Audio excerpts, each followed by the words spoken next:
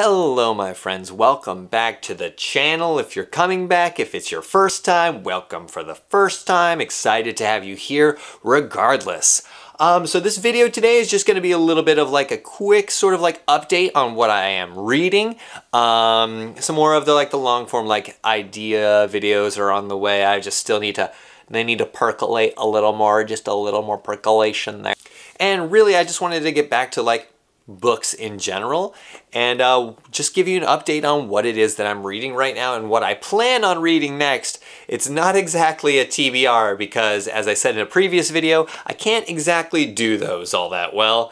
But you know what? A girl can try. A girl can try. So I'm currently reading two books, which for a lot of my peers in Book Talk and on BookTube is actually a low number, but hey, I'm still coming off of my Elden Ring hangover, so like leave me alone. The first one that I want to point out of what I'm reading right now is Binah, a novel in Warnings by Ankara Schofield. This novel is fascinating. It's going to show up on Weird Books, and it's also probably going to have a proper review on this channel because it is relatively new. It was shortlisted for the 2020 Goldsmiths Prize, which is pretty cool.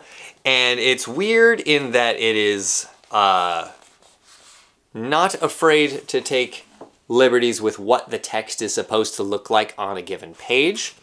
And also because the actual narrative of the story, like the story that you're being told by this woman, Binah, it unfolds slowly in a really interesting way. She kind of starts at like close to the end and then just juts back and forth a little bit. Each time that she goes out, she gives you a little bit more of the story, a little bit more of what's happened to her, and the warnings that she's giving you so that you don't befall the same fate as her. In broad strokes, from what I've gathered so far, she's just a super nice old lady that made the mistake of taking in a man named Eddie, whom she found dying in a ditch, I assume after a vehicle accident. We don't quite know yet, at least where I am in the book. And from there, her life just kind of starts to like fall apart as a result of her kindness. So yeah, it's really interesting. There are references to another novel called Malarkey, a novel in episodes. I'm not sure. Yeah, see here, there's a Malarkey, a novel in episodes. I assume that's another work by Schofield. I'll need to look into it after I finish this because so far I'm about halfway through, almost exactly halfway through, and I'm really enjoying it. So I'll give you a update on it on both TikTok and right here on YouTube once I finish it and let you know what I think. All right, the other book that I'm currently reading right now is Fever Dream by George R.R. Martin. If you haven't heard of this one by Martin and are a little confused by the cover here, good. It's a Southern Gothic vampire story that takes place on the Mississippi River. We got two main vampires, I assume. I'm not far enough in to know whether or not one of them is a vampire, but like he has to be, right? He has to be. He has to be. But one of them, well, let me back up. There are two POV characters so far in this novel.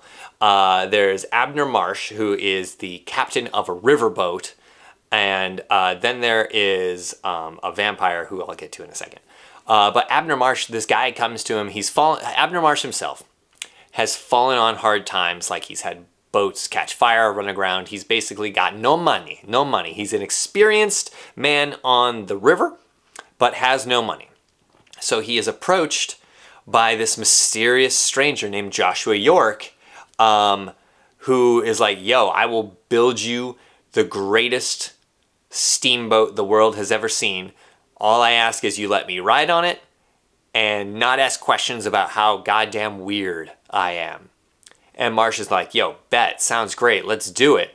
And then from there, he just slowly starts unraveling, like, what is Joshua's deal? What is going on with this guy? And it's really well written.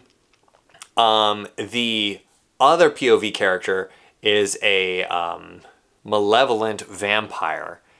And his chapters are a little more tough to read. Like, the bits with Marsh and York so far are pretty like, oh, here's about the Mississippi, and oh, York's up to something.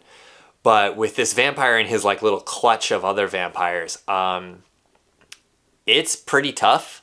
There's a lot of racism. This takes place pre-Civil War in Mississippi. So obviously this isn't George R.R. Martin being racist. It is just him accurately telling what it would be like from the point of view of a slave owner at that time, but also a person who is eating their enslaved individuals and killing them in like really horrific ways. So I can sort of see like what the trajectory is, like what the collision between these two is going to end up being, because it seems that Joshua York might be hunting these other vampires, but it's not entirely clear where I am in the novel. So I will also give a review of that one here on YouTube and maybe on TikTok as well.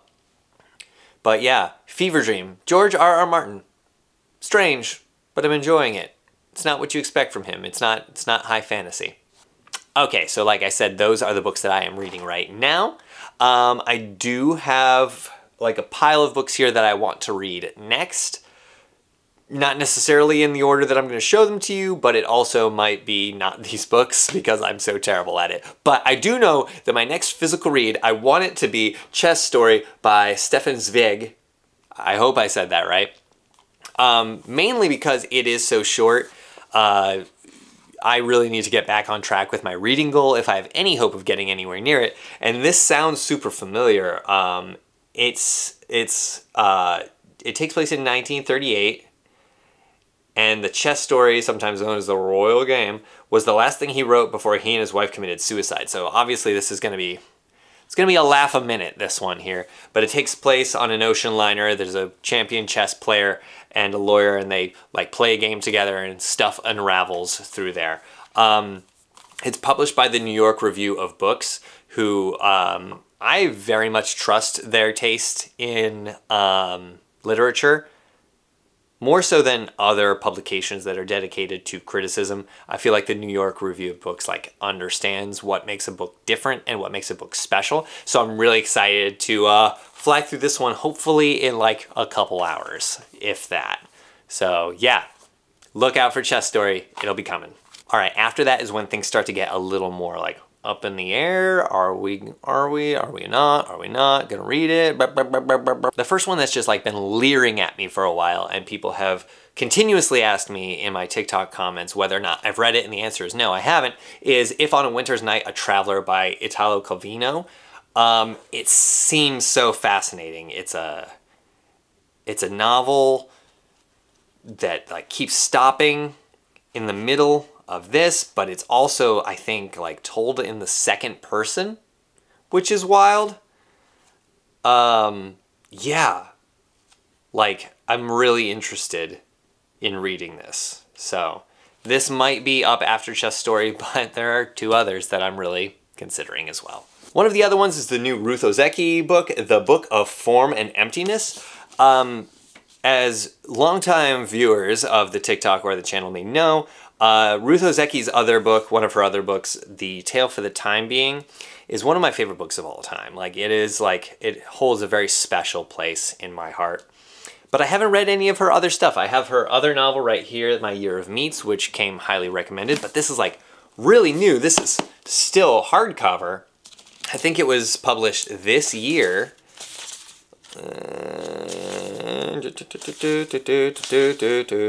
Yeah, this year, whatever. And honestly, I just kind of want to like be relatively new to the party, because I came to Tale for the Time Being pretty late, and it really was like, and like the other bookish people that I would talk to about it would be like, yeah, I read it, it was fantastic. And I'm like, you don't understand, this book changed me. So we'll see if I can get the same thing out of this one. I'm really excited to read it, and eventually I'll get to it. It may not be after Chess Story, but we'll see. It just feels good in the hand too. It feels, I'm excited.